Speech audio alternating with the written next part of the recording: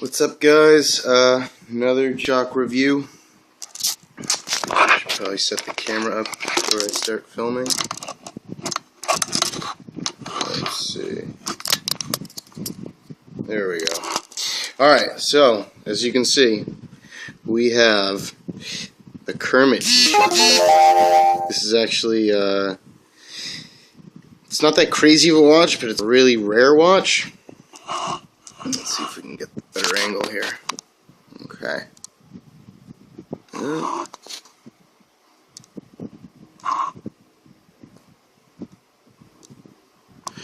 Alright, I'll try to get it in a minute. This is model G6900GR-3. This was part of the Go Green collection. I believe it was released either in 2009 or 2010. I know they had a couple 5600 jellies, like a bluish jelly, possibly a whitish green jelly. They have a white 5600 with green accents. They got this guy. They have a 2310 or 2300. It's a darker, more like maybe emerald green. I'm not sure. I don't know my greens that well. I'm actually not even a big fan of green, but I am a big fan of collectible G-Shocks. So, like I said, it's model number G6900GR-3. This is the most sought after of the whole Go Green collection. The color you're seeing through the camera right now is more of a bright fluorescent green. It's in real life, it's more of a pale, it's a little more yellowish than it's showing up in the camera. Here's the light. Just a side note that I just thought of. I have a bunch. I prefer the solar and the atomic solar 6900s over regular 6900s, and I think it's because the battery charges from the sun. The lights are not as bright on the solar 6900s. I guess it's a drawback, but you only really notice it in the daytime, or if you have a watch box and you have a bunch of watches next to each other where you can compare it to a 6900 that's just strictly battery operated, like a DW 6900. But when you're in the dark, I mean, it's certainly sufficient enough. It's definitely bright enough. I'll show you the watch. So, really glossy finish. I really like the matte finish. G-Shock's a lot better, but like I said, I like to get some of the collectible ones.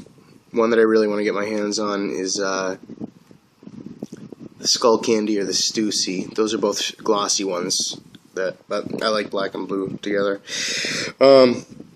Really glossy finish. It's got a matte green. The green's a little bit different.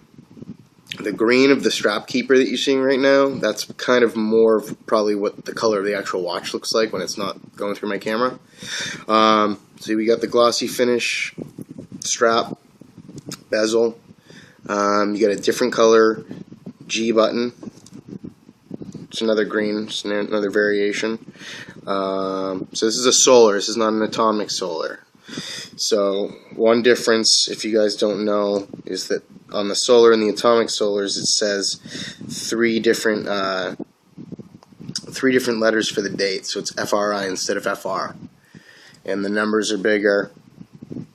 Also, the only eye candy on this watch is the right one, the right eye. It just goes in tens, and then it clears back out. The middle circle and the left circle, or eyes as people call them, are used for functions. So like in the middle one right now, exact bottom is alarm. To the left of that, snooze. The top left is auto backlight. This has the auto backlight in it.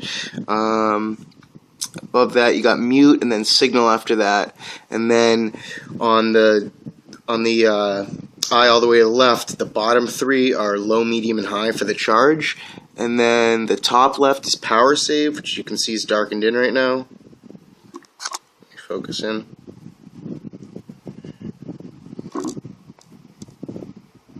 Sorry, there we go. And then the top right is, let me look at it. Top light's charge, I believe. Here's the back plate. So you can see it says G-6900GR. Focus in. There you go. I don't know if you guys notice. I mean, I pay attention to just the details because I'm just so used to having these in my hand, but most of the models, the back plate will say the actual model, except for the last digit, which usually denotes what color it is. So this is a GR-3, so 3 is green in Casio language. Like I got the people call it the cocaine one. That's it's the all white one. It's barely got anything in the face. It just says Casio at the bottom. But that's the model number is DW6900WW7. But on the back plate it just says 6900WW. It doesn't say the 7, which means white.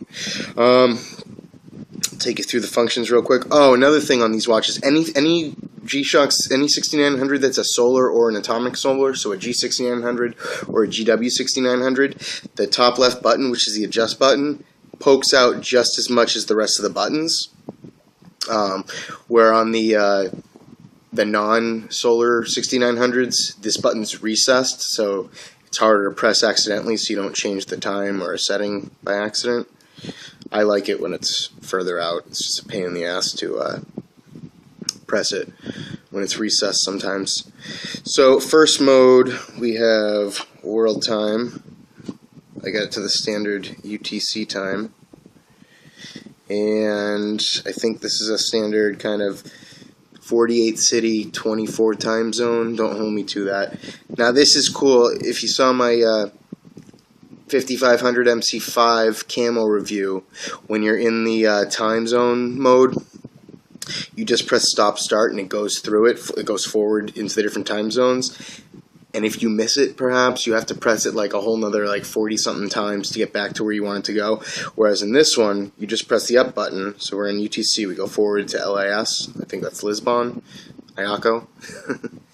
And then you press this, and it goes back to the last one. It's pretty convenient because you're trying to go so fast. It's really easy to skip over the other time zone.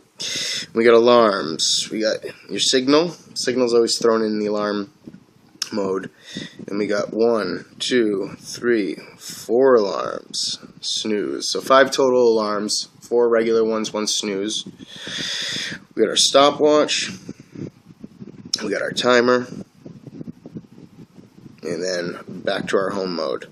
Another cool thing is that when you're in the home screen, if you press the split reset, you can have your time zone up top. And just so you guys know, in case you're getting frustrated trying to set your time zones, you know you have to set the set for daylight savings time. Now you also have to set, if you want to, so let's just say you're in Los Angeles, so you're going to have it set to Pacific Standard Time in the U.S. But you want to have, let's say you want to have your other time on Honolulu. Now you have to go in and also make that daylight savings time as well, or when you're supposed to be seeing let's say a 3-hour separation between those two time zones, you're only seeing 2. It's because you didn't set the daylight savings times on both of them, or maybe it's daylight savings time shouldn't be on, but it's on one of them when it shouldn't be on either of them. So just keep that in mind, because I was getting frustrated a couple weeks ago. I didn't realize that. I figured when you had the home time set in daylight savings time, your other time zone would be, but it doesn't. So yeah, so that's the watch. If you guys have any questions, if you guys want to give me any comments or anything, just let me know underneath the video. And please subscribe, comment, and shout outs to the people, the usuals, people that have been helping me, giving me all the info. Miguel Iacco. Danny talks about him a lot. I've talked to him a bit on the Watch You Seek forum. I don't really know him that well, but I know he's really talented. So I think he's coming to the States in a couple weeks for the Shock the World thing. I think him and Danny are doing that together. And oh yeah, Danny, that was sick with the pool thing. I can't believe you got on the homepage of the G-Shock fan Facebook website. Shout out to Mike835 and G-Shock Warrior 111. And yeah, if you guys have any questions or anything or comments, just leave them down below and subscribe. Alright, this is Willie Licks, Master4999. I'm out.